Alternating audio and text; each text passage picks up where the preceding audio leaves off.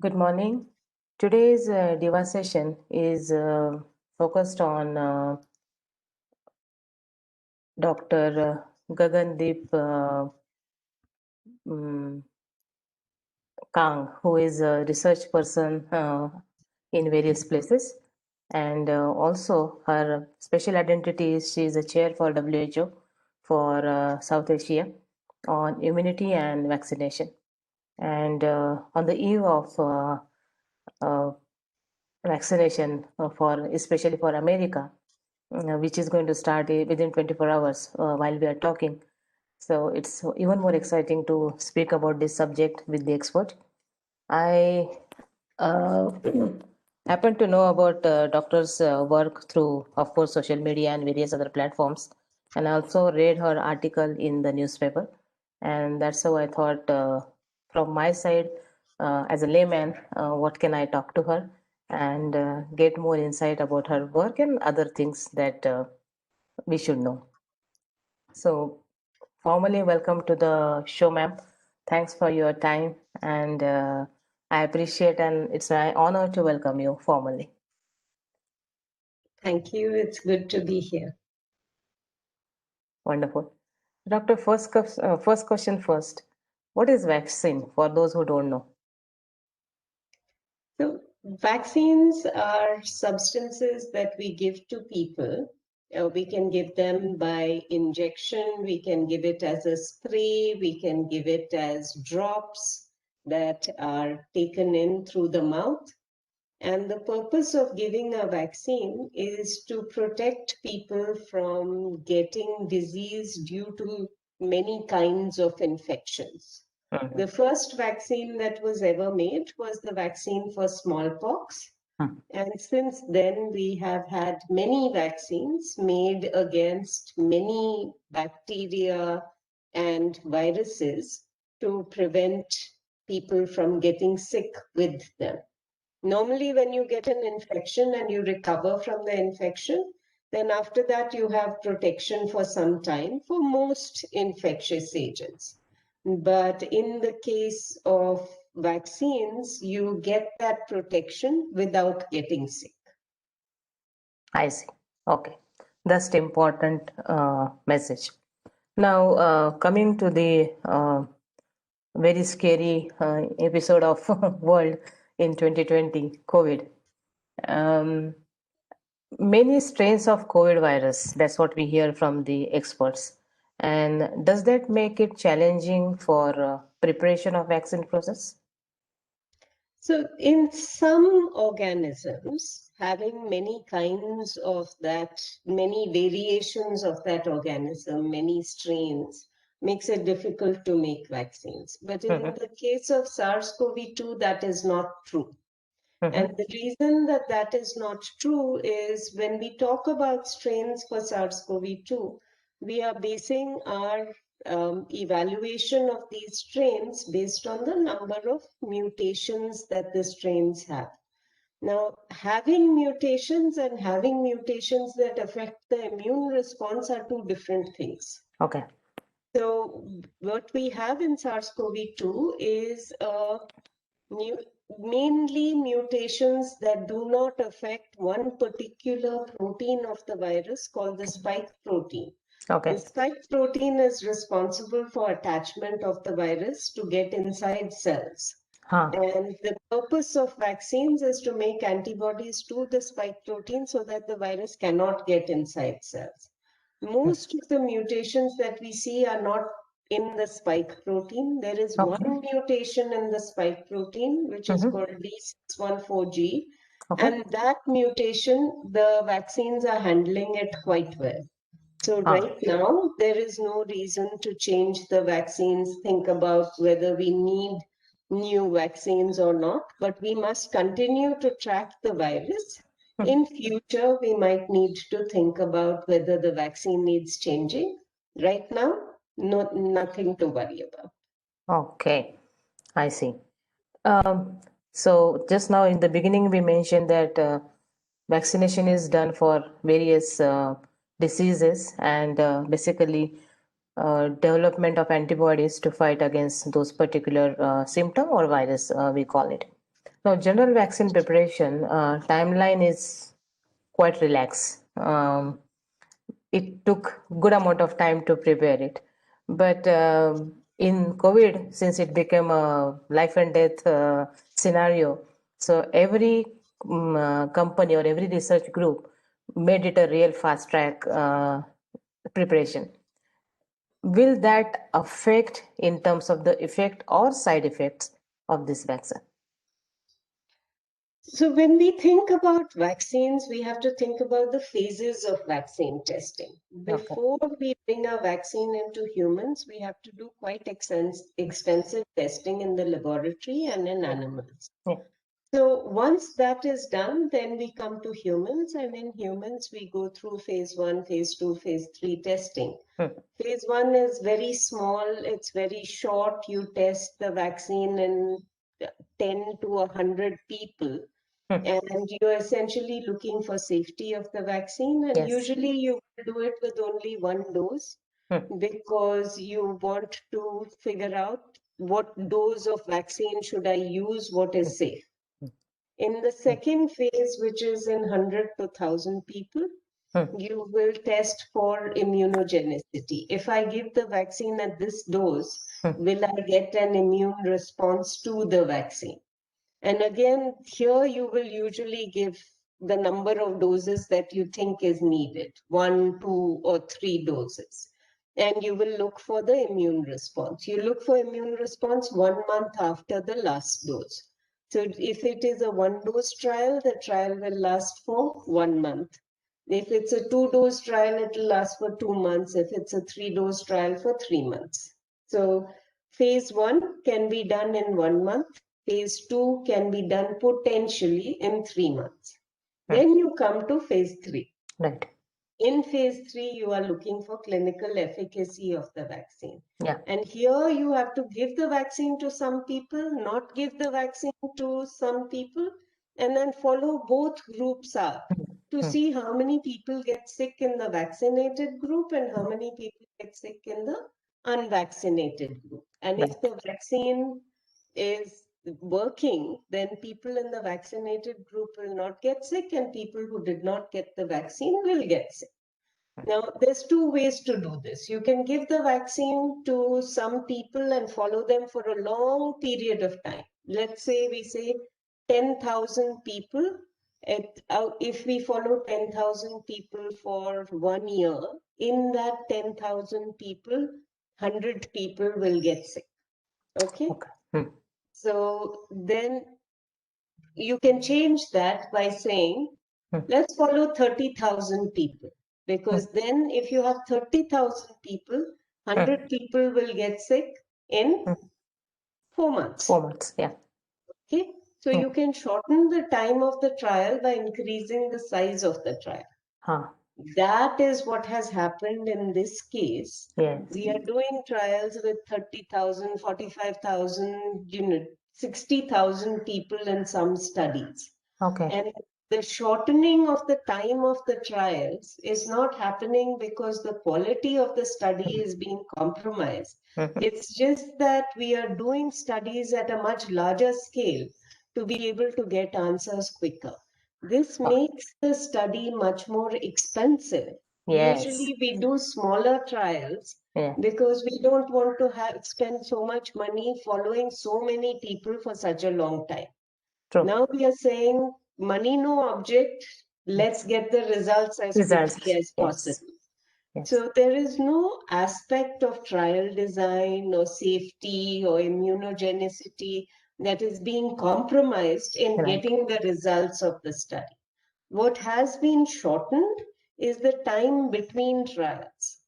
Earlier, what used to happen is first you finish all the animal studies, then you give it to the regulatory authorities.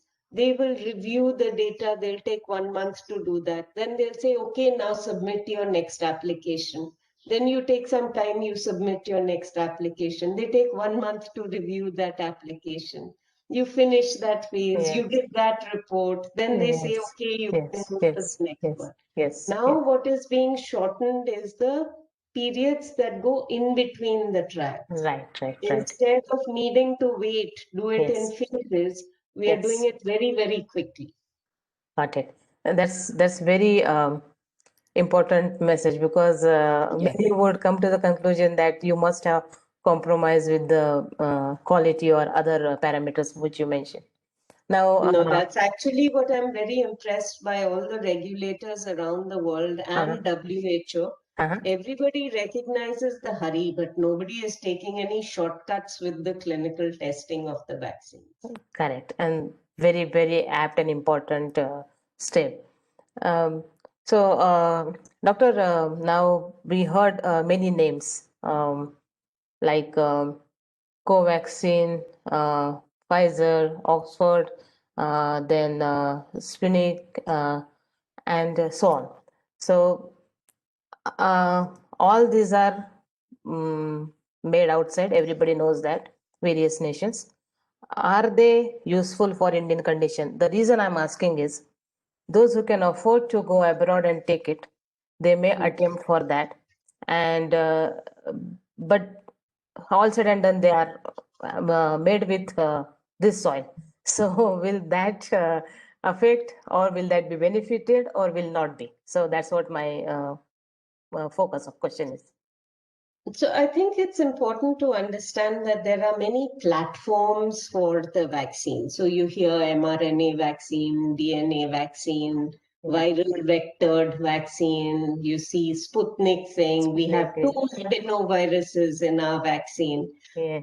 The basic principle of all vaccines is the same. Do you induce a protective immune response? We have results from the adenovirus vectored platform with AstraZeneca and Sputnik, and we have results for the mRNA vaccine from the Pfizer BioNTech trial and from Moderna.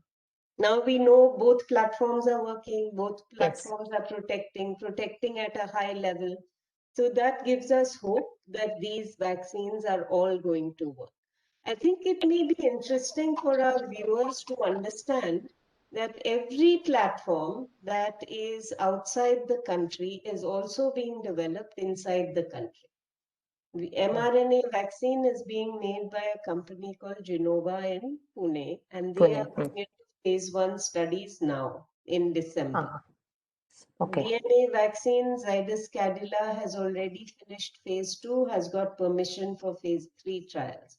Viral vectored vaccine being made by Bharat Biotech. Yes. You look at inactivated vaccine is being made by Oxford. Inactivated is Bharat Biotech. The viral vectored is by Serum Institute. Serum Institute, yes. Yeah. And then there is BioE that has permission for its phase 1 trial for a recombinant protein vaccine. And Aurobindo Pharma is making another kind of vectored vaccine with a vector called VSV. So every platform that is outside the country is also being done by an Indian manufacturer. Okay. Will Indians respond differently to the vaccine? Well, you have to understand that our regulators are looking specifically into making sure that companies that want to use vaccines in India generate data in India. So far, it seems like vaccines will work everywhere, but we have to wait for the data to see. Okay. What is the antibodies spam, ma'am, after getting the vaccination?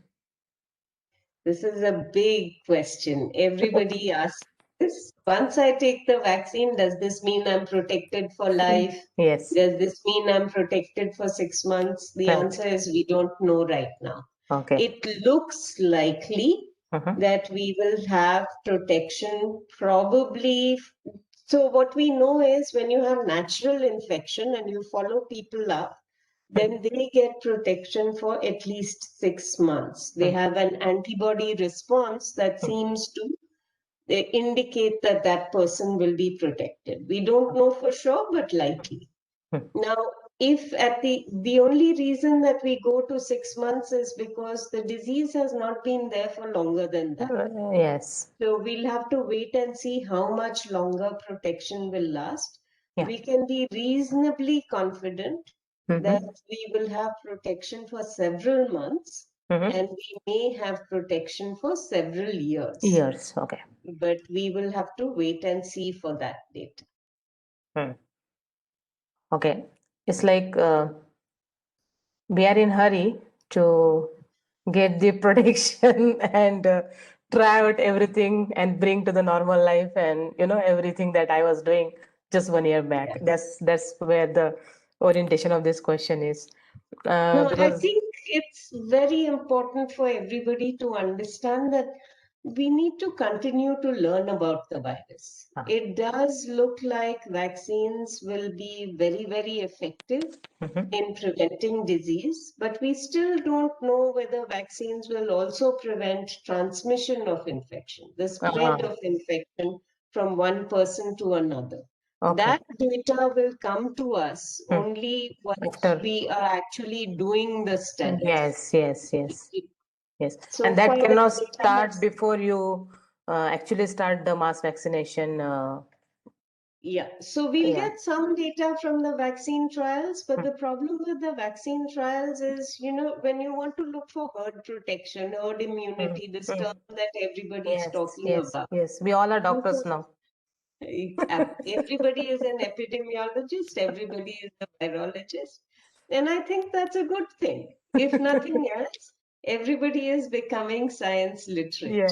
Yes.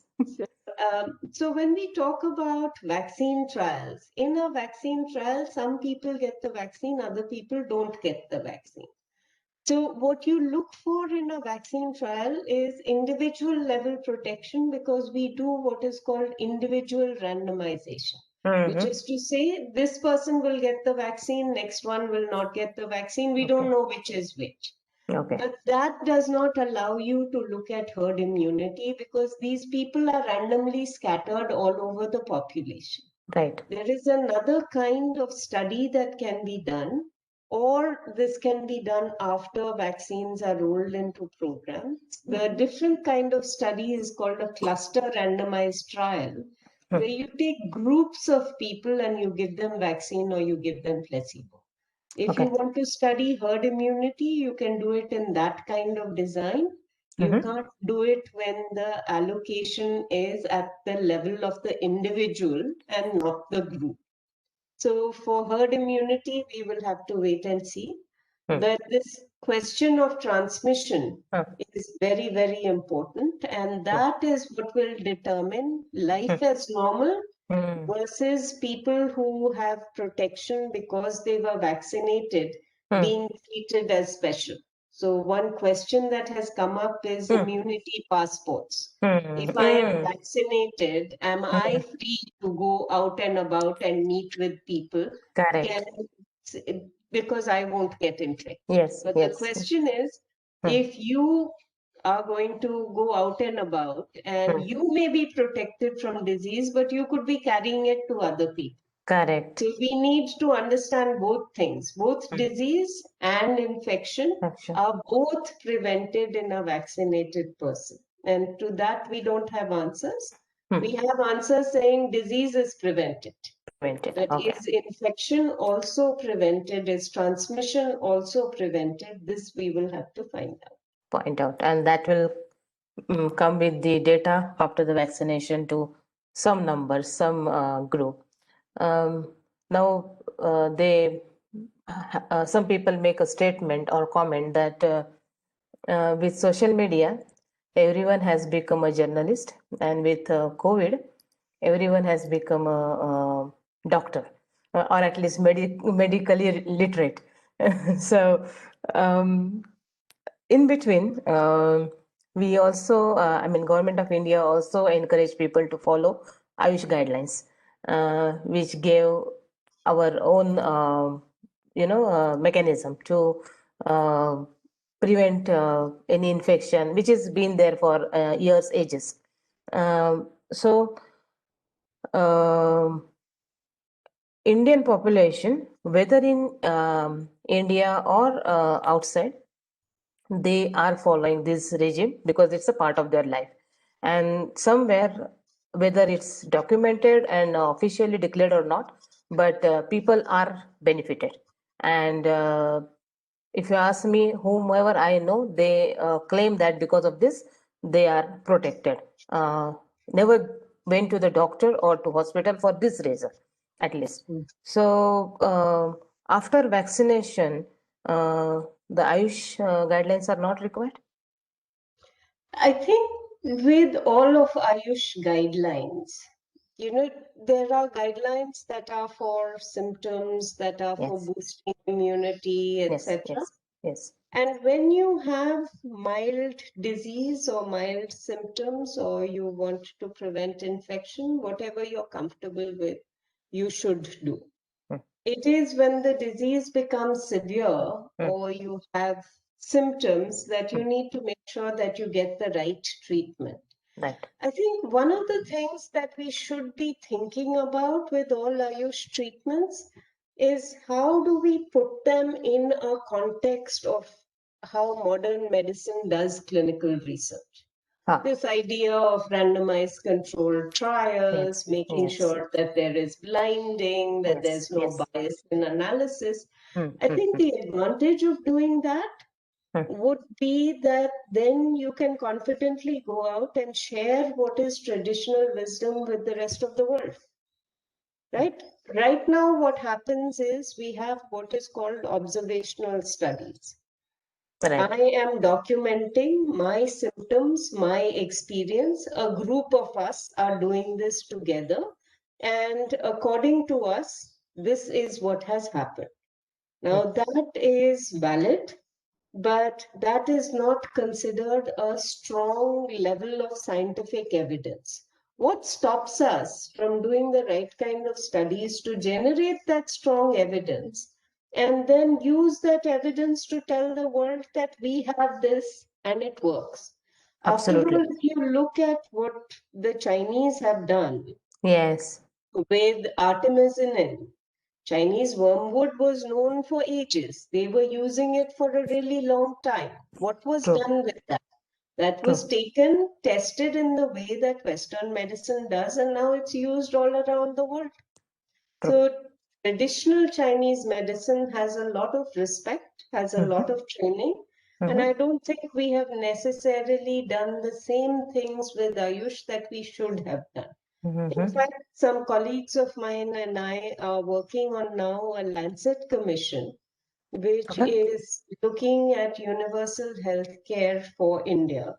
The Mm-hmm. idea is by the time India reaches its 75th Independence Day in Mm-hmm. 2022, we should Mm-hmm. have a roadmap for improving health for the entire population. And in that, one of the key components that we are talking about is making sure that Ayush is included, because we know that in our culture, in our system, this is something that is accessed by many parts of the population.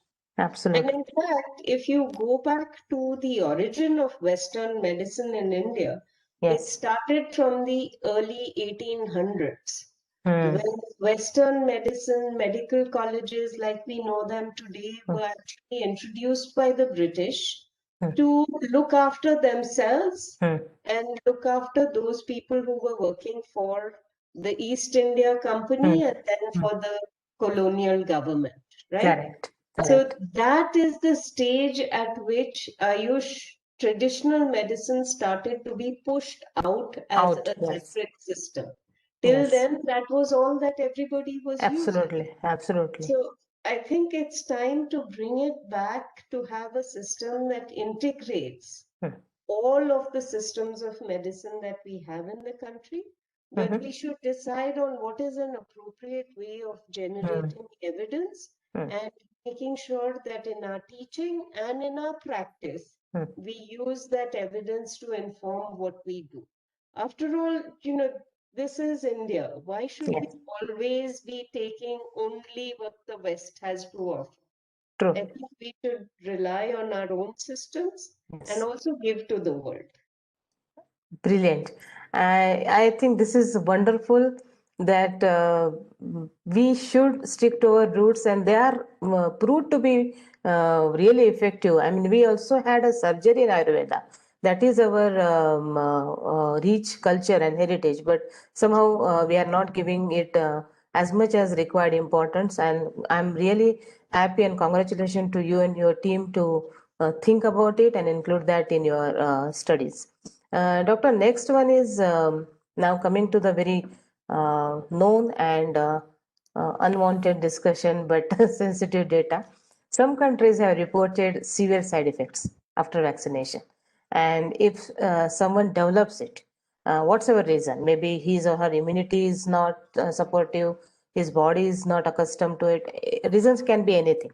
But if someone develops it, how that person should take care, should be taken care rather by the system, and also uh, government, as of now, what we hear from media and many other sources, is working on distribution mechanism covering as much as possible potential people. Is it also thinking about the after effect, like people develop some sort of side effect? And again, now that, as you say, we have pockets of study, so it's easy to handle. But tomorrow, I mean, down the line, after a month or 15 days, when we are going to go massive vaccination drive, that may result into some more requirements. Is government working on that, and how is the parameter, or how is the plan for it? So, vaccine safety is a key component of the rollout of all vaccines. And monitoring vaccine safety is something that is essential. I'll divide it into two parts. One is after the vaccine is introduced, we'll do that later. Right Mhm. now, most of the media has been focused on what are the side effects of vaccines or vaccine related events that are Mhm. happening during the clinical trials. Yes. So I think it's very important to understand that when you have people Mhm. who are enrolled into a trial, Mhm. those people are living their normal lives. So while you live your normal life, if you have 10,000 people that are in a trial, somebody in that 10,000 will have a heart attack. Somebody in that 10,000 will develop a fever. Somebody in that 10,000 will develop a pneumonia, right? Somebody in that 10,000 will have rheumatoid arthritis or develop a neurological illness, something. If you follow them up for 2, 3 months, something will happen to many people. So when you see these events, after someone has received vaccine, the question is, did the vaccine cause this? Or would this have happened anyway? Yeah. Yeah. Right? How do you know it would have happened anyway? Mm. You know that only if you know the background rate of illness in that population. If I follow 100,000 people for 3 months, this number will have heart attacks. So if I follow 100,000 Uh, people and there is double the number of heart attacks, then you'll say there must be a Vaccine is, yeah. relationship to vaccine. Yeah. But if one person has a heart attack, Mm. how do I say that was related to vaccine? Okay. Right? So that is the Mm. problem. Mm. In India, Mm. we don't have background rates of illness Mm. for many Mm. things.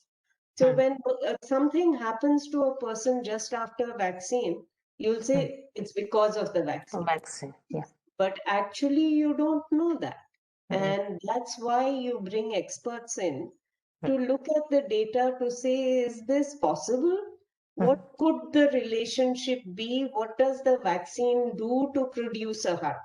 Okay. Right? Right. So that's the point. One event, very hard to say that it's related to a vaccine. If there are extra 10 events, 20 events, then you say there must be something there. And you Mm. start to investigate how that is happening. Mm. Mm. So I'll give you an example. We give Sure. polio drops to children, Right. Right. right? Mm. 1 in about 2 million children will develop polio because of the vaccine. Mm. Okay? Mm. It's a side effect. We know Yes. this. If we Okay. had done a trial in 50,000 children, would we have found that? If a side effect is rare, then it's very difficult to find that side effect and measure how rare it is. So while we do vaccines, when we have a side effect or potential side effect during a vaccine trial, what is done is every illness that happens to every participant is documented. And each one you go through to say, is it related to vaccine or not? And you do it at the level of the person doing the study first, but then you have 2, 3 other layers of people who also look at the data and say, we think this is related or not related. And that Okay. information has to be given to the regulator. Mm, So once the regulator has reviewed the data, then if they think that something might be related, they will put it in the product information sheet. With every Okay. medicine, there is instructions that come with it.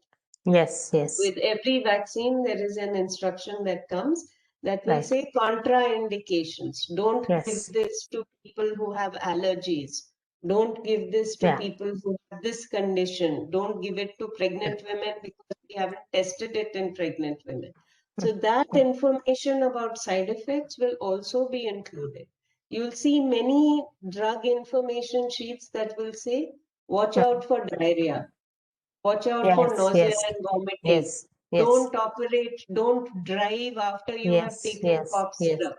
How yes. do we know these are problems? We know they are problems because we found out Studied during the it. trial. Yes, yes. So wherever a relationship has been found, that relationship is included in the product information sheet.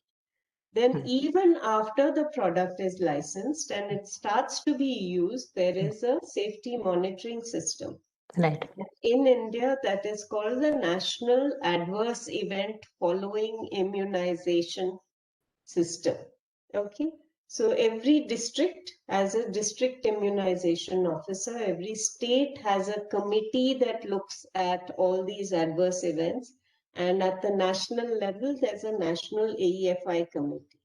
Any side effects, serious side effects, deaths that happen after vaccination are Recorded.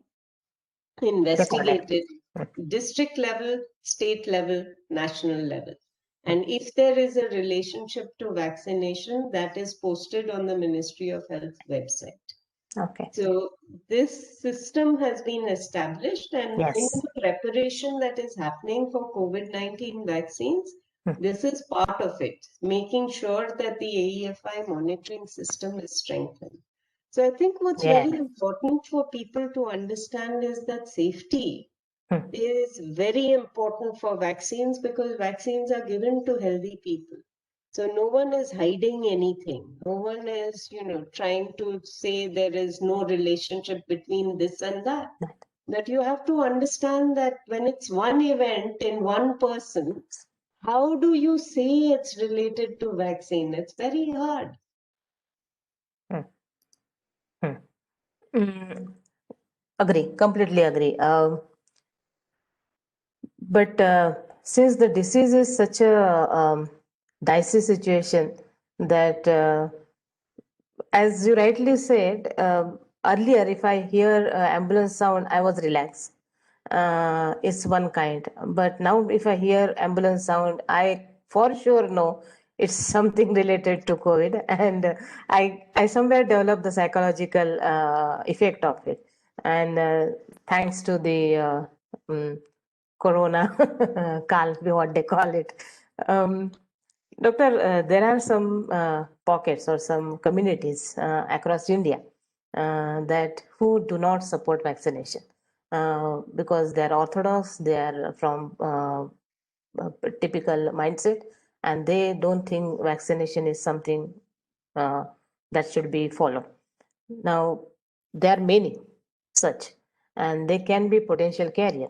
So, how are we going to convince them to take it? I think communication is critical. Hmm. And this is where I think community level engagement Mhm. becomes very, very important. Hmm. Our problem in healthcare, in many forms of healthcare in the country, has been that it's always top down. Hmm. Center decides, state Yeah. decides, they tell you what to do. Do they ever ask you, Hmm. what do you want? How Hmm. would you want to approach this? Do they Hmm. come and tell you these are the benefits, Hmm. Hmm. right? They Hmm. don't discuss anything with you, the reasons for doing it, and ask for your participation. True. So we've seen from previous immunization campaigns and around the world that communication is the critical part of people believing in the idea of vaccination. After all, what does a vaccine do? Hmm. It replicates nature, Yes. but it replicates nature without making you sick. Now, why is that a disadvantage?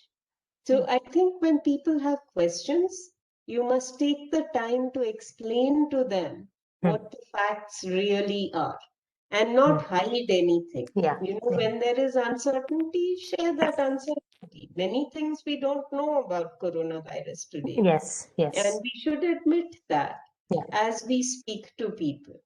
So True. there are many beliefs I've heard about vaccination. Hmm. So one of them is that the next generation will be less fertile. Hmm. Hmm. This Hmm. will cause sterility. This was a Yes. common one with polio vaccines, and then I Yeah. heard it with the measles rubella campaign Yes. also. Yes. Yes. Now, that can be very difficult to counter True. because actually, what will happen as you become healthier as a society, we know that the number of children that families have reduced, right? So the more the society advances, you'll go from having 10 children to 4 children to 2 children. Hmm. It's a That's wisdom. not a, that's not a loss of fertility. It's a loss Definitely. of being sure that your children will survive and grow up. Yeah. Right? So explaining this to people, Hmm. I think makes a lot of difference because Hmm. when you set it in those terms, then people begin to understand that that is not the case. Now, with Corona, I'm hearing a new one. These mRNA vaccines will modify our genetic makeup and Yes. make us into genetically modified humans. Yes. Yes. Yes. Okay, it's Yes. impossible.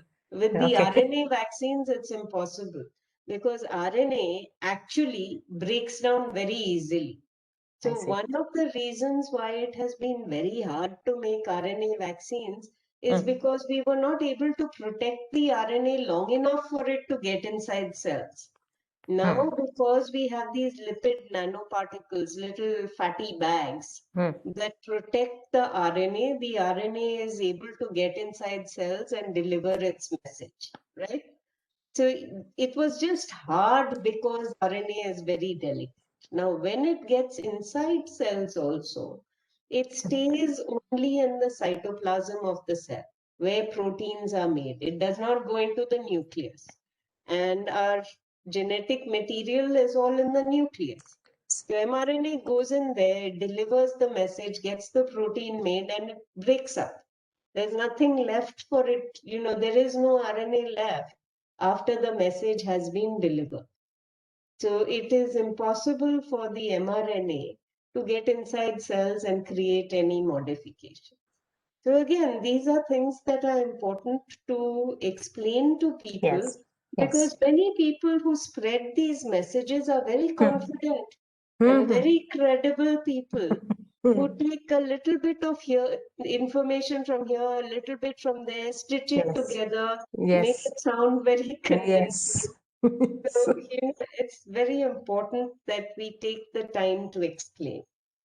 True. So the message that loud and clear is not getting into the system where you will be genetically different. So there is no question of you are getting some sort of side effect that you are convincing very loudly and promoting it to people. Wonderful. This is something I'm going to write explicitly when I publish your webinar. Last question related to this topic is as a common person who does not come under any category like healthcare or many other what is defined by government of India. How will I know that now is the time for me to take the vaccine, and how will it reach to me? I also want you to talk about the temperature maintenance required for this, and how will it reach to the rarest of the rarest area. So let's start with the last first, the temperature maintenance, because with the Pfizer vaccine, we've been hearing all about this minus 70. Yes. And these are not even freezers, they are ultra cold freezers. Mm. Okay. Mm. So I think it's very difficult for a minus 70 vaccine to be widely used in our country. Yes. Pfizer has developed its own temperature control systems in which it will send the vaccine.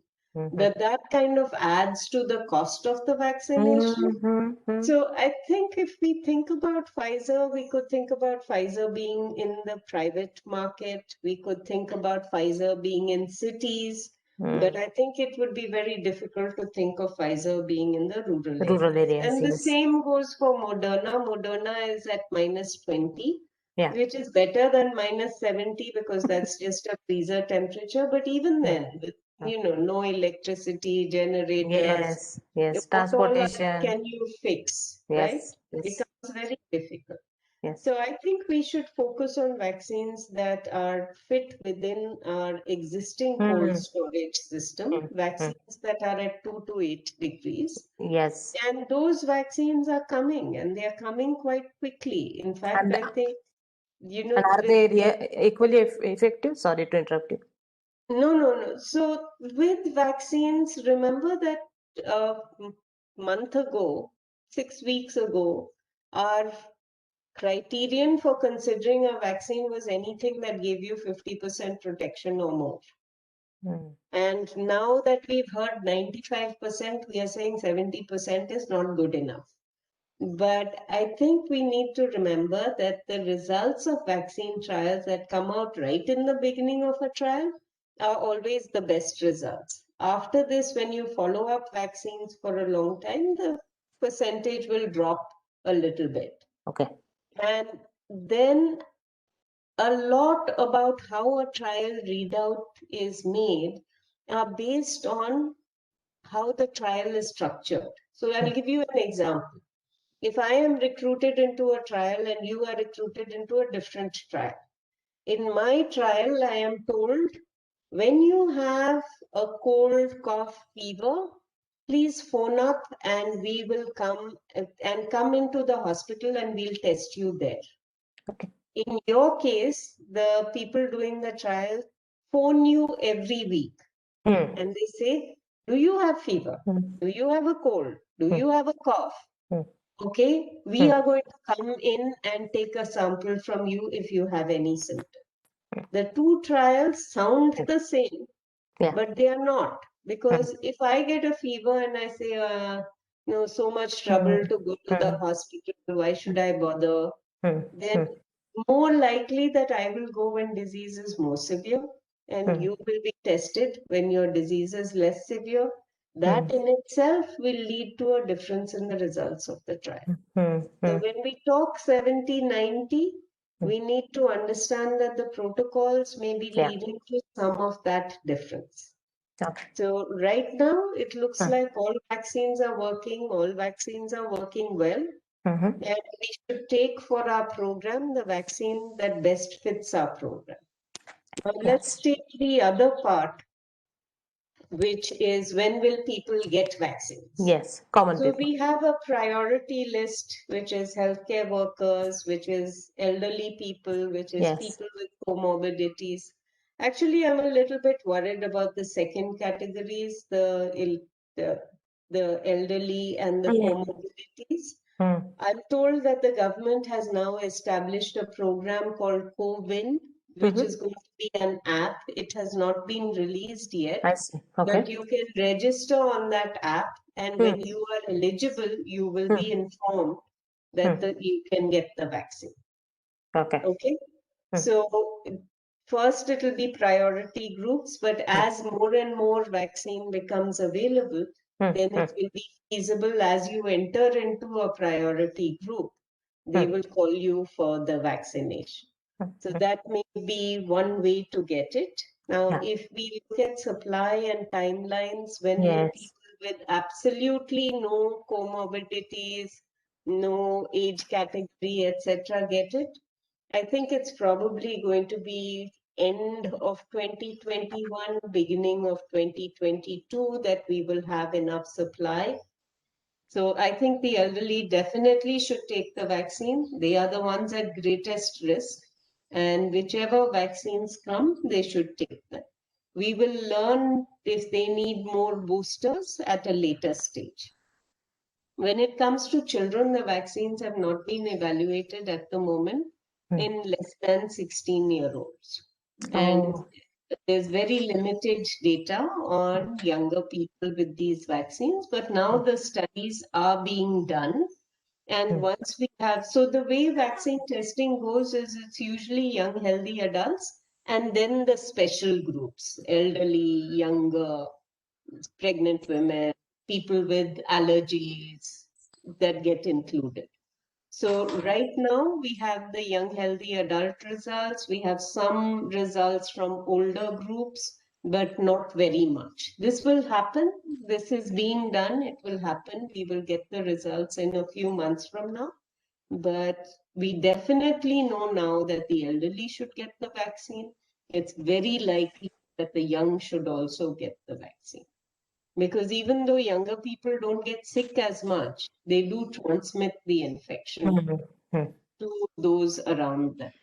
So we should be thinking about vaccinating as many people as possible for people who don't fit into any categories. Does I this see. mean that life as normal is not going to happen? Right? Exactly.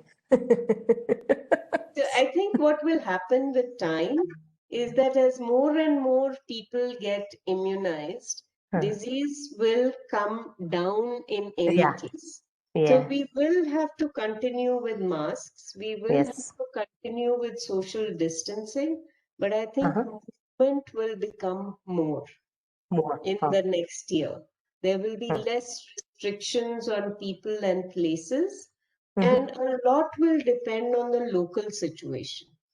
So if in your town or city cases are going up, you'll have to be more careful. If in your Absolutely. town or city your cases are going down, then there will be more activities that you can do. A You can lot be more of relaxed. Absolutely. A Yeah. lot of control is in our hands because the idea is don't get infected. And protecting yourself is something that you control by True. making sure you don't go to crowded places, making Absolutely. sure that you're wearing a mask. Mask. Yeah. Those are the critical things, hygiene, mask wearing, social distancing. Those can decrease infection by 80%. That's better than many vaccines. Absolutely. Good number. Yes. Okay. Um, what are the side effects that we can preempt after vaccination? So I think it's very likely with all of the vaccines, we'll have fever, we will have some pain at the site of injection, not feel well for a couple of days. So a lot Okay. of people report lethargy, nausea, but that's it. Okay. Those are I the see. common side effects. I don't think the rare side effects is something that most of us need to worry about. Usually, what will happen in a vaccination program is you'll get the vaccine and you'll be asked to wait for half an hour. So, if anything is immediately going to happen, then within half an hour, you will know. And if Oh, this okay. COVID registration is also done, then you will have a number to call in case something happens in the next day or two also. Okay. All right. Wonderful. So virus is actually behaving well with us I when it know, comes. except for the unpredictability. Ah, See, this is actually not an unusual virus. I see. It's new. Ah, It's new. ah, Okay? hmm, But it's not an unusual virus. It's behaving the way we want viruses to behave. The only thing unusual about it, and I think this we will find is going to be host driven, not a virus factor, but people who have a certain kind of genetic background, because it's the unpredictability that makes it dangerous. Yes. Yes. With influenza, we know that when the elderly get a flu infection, they do badly, they'll get secondary infections, they could die of it. True. This does all that, but unusually in Hmm. younger people, Hmm. it Hmm. causes Hmm. heart problems, kidney Yes. Yes. problems, neurological infections, Yes. and Yes. we can't predict who it's going to do. Actually, for HIV, also it was also a fatal disease, but there is Mhm. no vaccine for that. Whereas for COVID, we have found a vaccine. Why is that so?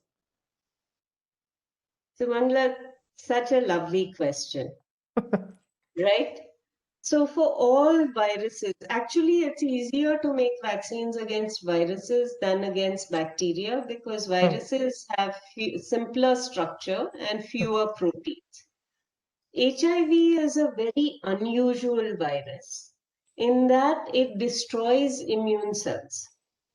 So the cells that are responsible for making your immune response, in HIV actually infects those cells.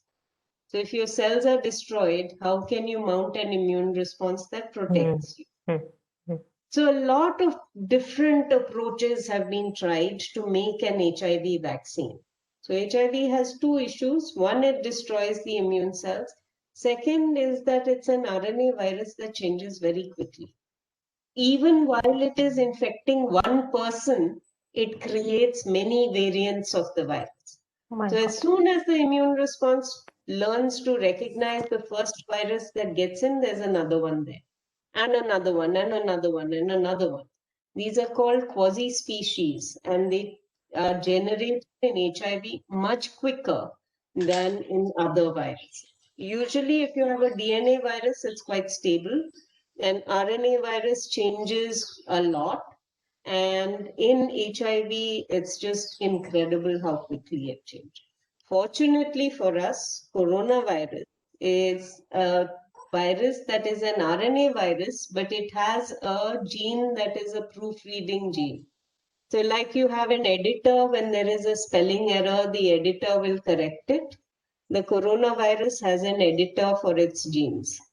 So that if there is too much of a change, it will make sure that that is removed. So for us, coronavirus is a fortunately very stable virus. We keep hearing this story about many strains, but those mutations are the ones the editor doesn't worry because that means nothing. So They're not harmful. if you spell pediatric with an American spelling, Hmm. you'll take the A out. If you Out. Yeah. spell it with the UK spelling, you'll leave the A inside. The Yes. meaning does not change. Hmm. So the editor within the coronavirus does not do anything if the meaning is not changing. But that allows us to say, this is American, this is UK, right? So that's how strains are. But fortunately for us, the virus is stable. So we should be okay. And we have found it easier, therefore, to make a vaccine Right.